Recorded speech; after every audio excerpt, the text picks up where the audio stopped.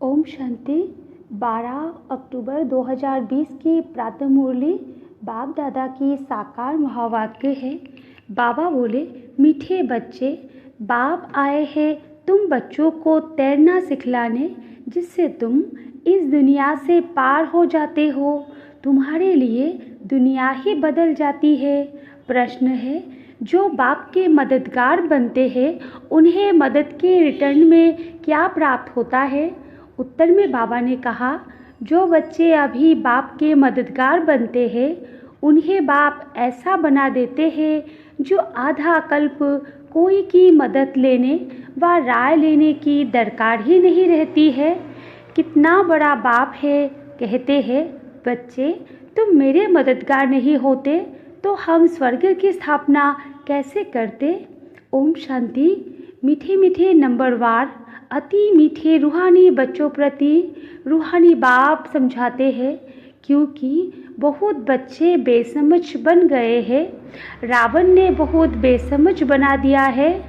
अब हमको कितना समझदार बनाते हैं।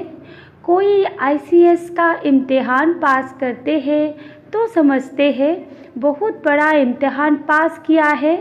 अभी तुम तो देखो कितना बड़ा इम्तिहान पास करते हो।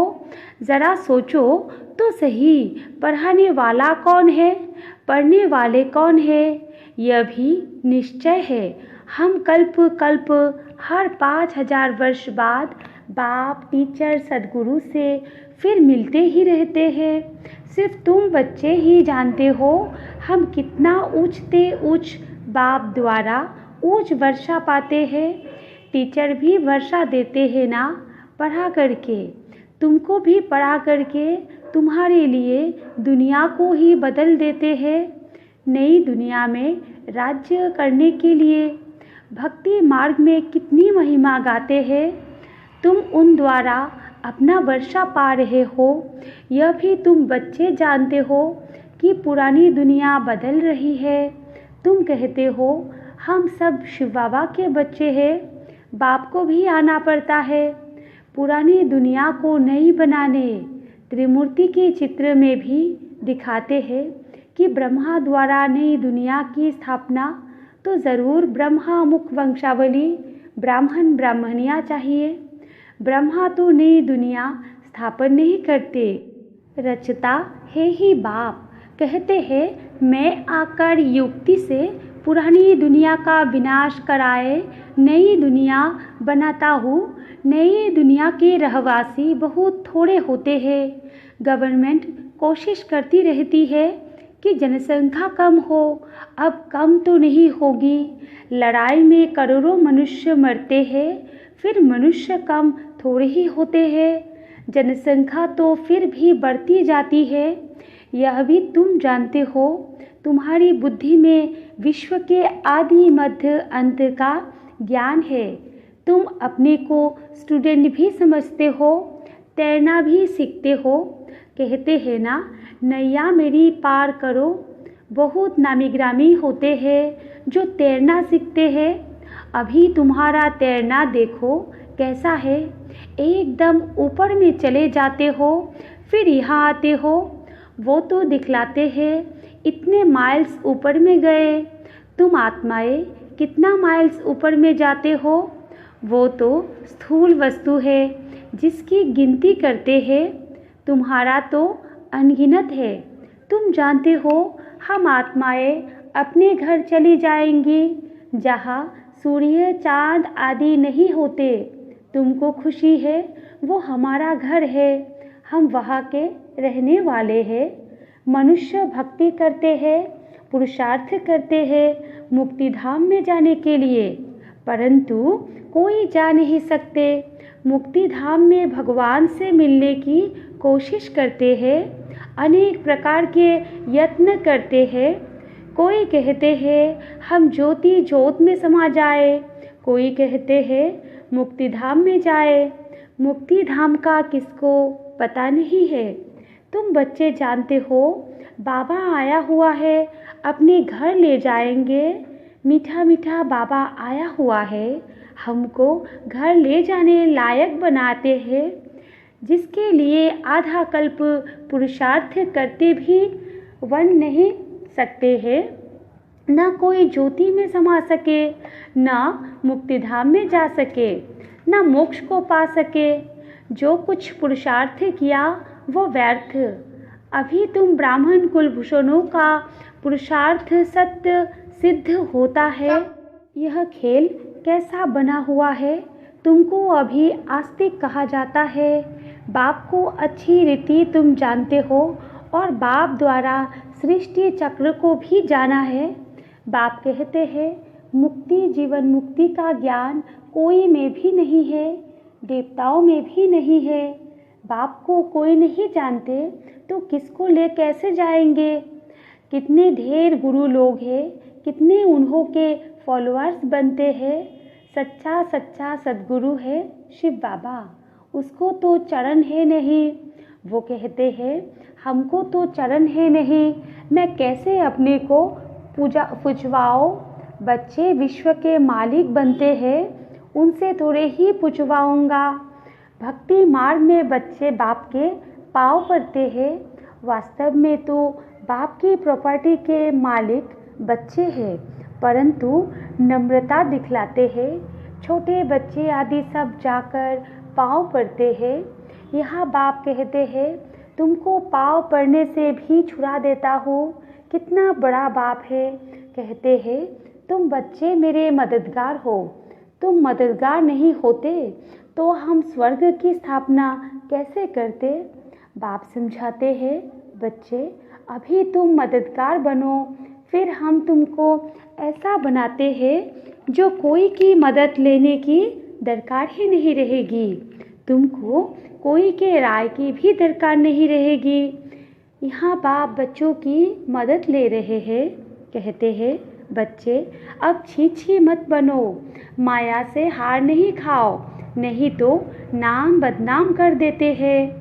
बॉक्सिंग होती है तो उसमें जब कोई जीतते हैं तो वाह वाह हो जाती है, हार खाने वाले का मुंह पीला हो जाता है। यहाँ भी हार खाते हैं। यहाँ हार खाने वाले को कहा जाता है काला मुंह कर दिया। आए हैं गोरा बनने के लिए, फिर क्या कर देते हैं कि कमाई सारी चट हो जाती है, फिर नए सिर शुरू करना पड़े।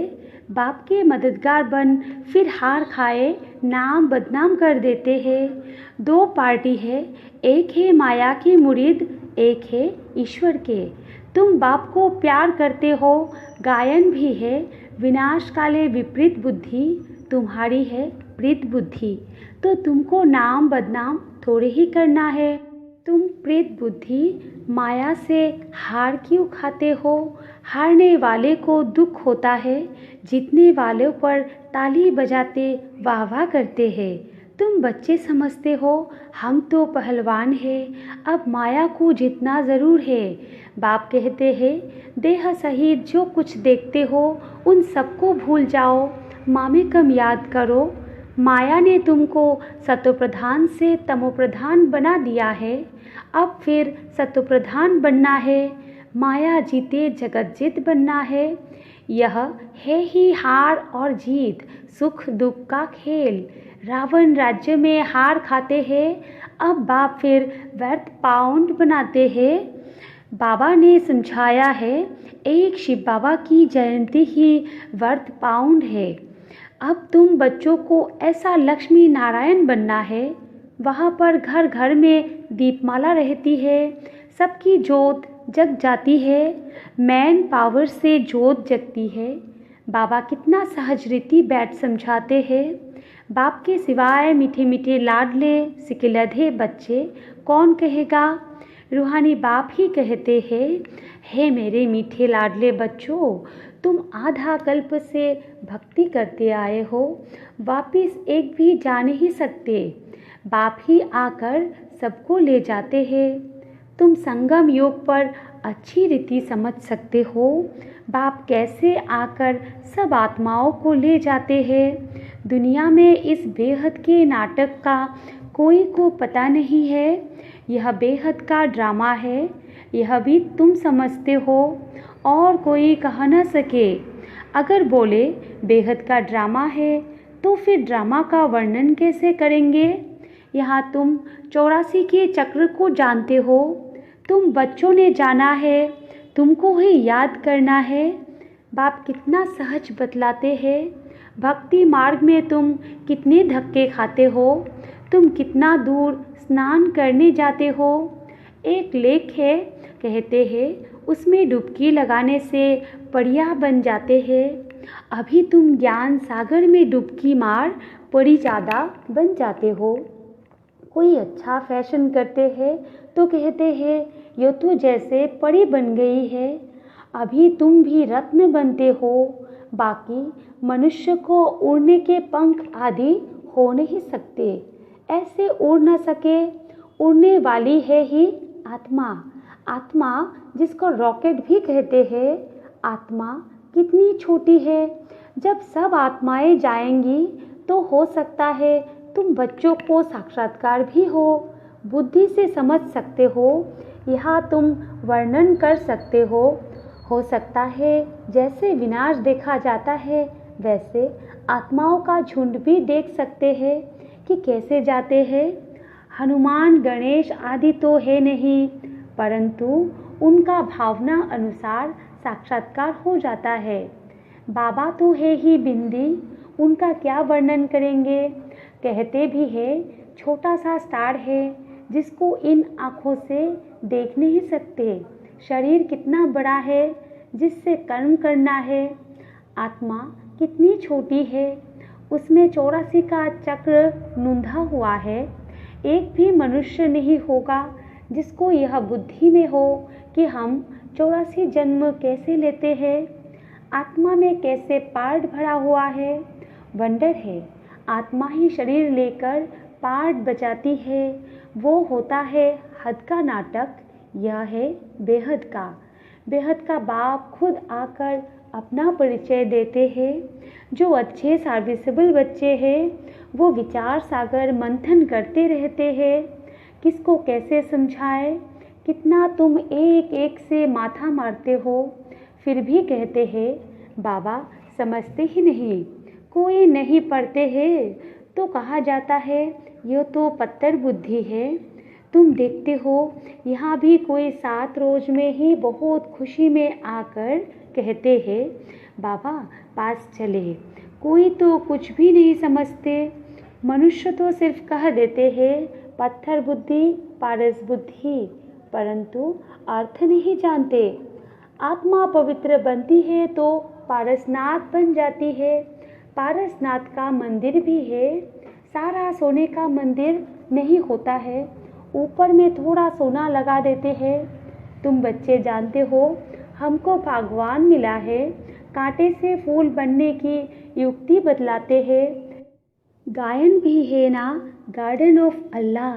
तुम्हारे पास शुरू में एक मुसलमान ध्यान में जाता था, कहता था खुदा ने हमको फूल दिया, खड़े खड़े गिर पड़ता था, खुदा का बगीचा देखता था। अब खुदा का बगीचा दिखाने वाला तो खुद ही खुदा होगा, और कोई कैसे दिखलाएंगे। तुमको बैकुंठ का साक्षात्कार कराते हैं, खुदा ही ले जाते हैं। खुद तो वहाँ रहते नहीं, खुदा तो शांति धाम में रहते हैं। तुमको बैकुंठ का मालिक बनाते हैं। कितनी अच्छी अच्छी बातें तुम समझते हो, खुशी होती है। अंदर में बहुत खुशी होनी चाहिए। अभी हम सुखधाम में जाते हैं, वहाँ दुख की बात नहीं होती। बाप कहते हैं सुखधाम शांतिधाम को याद करो, घर को क्यों नहीं याद करेंगे। आत्मा घर जाने के लिए कितना माथा मारती है, जब तप आदि बहुत मेहनत करती है, परंतु जा कोई भी नहीं सकते। झाड़ से नंबरवार आत्माएं आती रहती है, फिर बीच में जा कैसे सकती, जबकि बाप ही यहाँ है। तुम बच्चों को रोज़ समझाते रहते हैं शांति धाम और सुख धाम को याद करो। बाप को भूलने के कारण ही फिर दुखी होते हैं। माया का मोचरा लग जाता है। अब तो ज़रा भी मोचरा नहीं खाना है। मूल है देह अभिमान।